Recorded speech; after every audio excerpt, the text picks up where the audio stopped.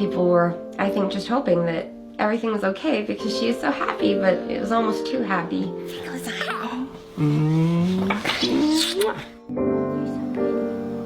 Little girl. Say hi, Daddy. Hi. There were no complications when Ever was born, other than she came extremely fast. Hi, Ever. You're so no, once they get to you. After we brought her home from the hospital, almost immediately she started having trouble. She was having trouble feeding, she was having trouble keeping food down, and she was very unhappy. Parents Robin and Kirk noticed that something was wrong with their daughter Eva from the moment they brought her home from the hospital. It's okay. We immediately felt like we were doing something wrong. It just seemed that nothing we did could make her happy. We felt like we must be doing it wrong. Her main hospital visit occurred at 3 weeks. She ended up staying at the Children's Hospital of Eastern Ontario. We found out that she had GERD, which is an extreme form of acid reflux. And once we got on the proper medications, her feeding, everything just calmed down. She became a lot happier. While Ever was happy, and boy, she was so happy at this point, but it was almost too happy that she was definitely missing milestones. Ever. So we started to brainstorm a little about whether this was just, is she behind just because she had such a rough first year of life, or is she behind because there's something else going on? Yay! But it wasn't until just after her second birthday that they finally got some answers. I'd never heard of Angelman syndrome. It's so strange to never have heard of something that in an instant can become your whole world.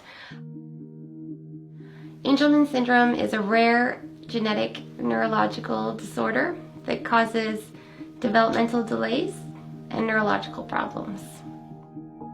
It used to be called happy puppet syndrome. It's still considered extremely rare. It's one in about 15 to 20,000 live births. Are we in the pool together? Are we having fun in the pool? Have a hug. Oh, One of the main symptoms of Angelman syndrome is the ability to function on minimal sleep. Sleep is our biggest struggle, mostly because Kirk and I are the primary caregivers. We don't get a lot of sleep, and we try to be there all the time.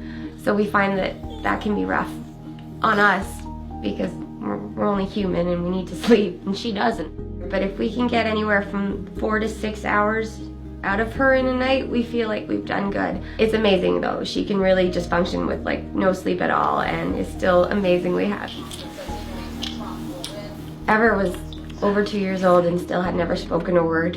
We were really curious to know if she would ever speak, which we were told that she may never, but we think she's going to. You look at the camera. And action.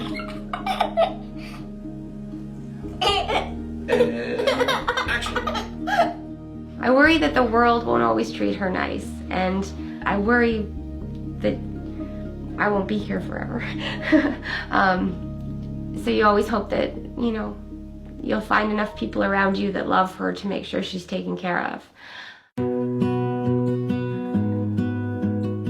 Currently there is no cure. However, currently there is so much research and so many scientists working towards a cure. There's been all kinds of breakthroughs happening the last few years, and they feel a cure is on the horizon. We're very excited for that possibility. Very good. Yeah, very good. She's such a happy, gentle, sweet, amazing girl, and nothing gets her down and nothing stops her, and she never stops trying. People ask us if we hope for a cure. We do, but maybe not for the reasons people think.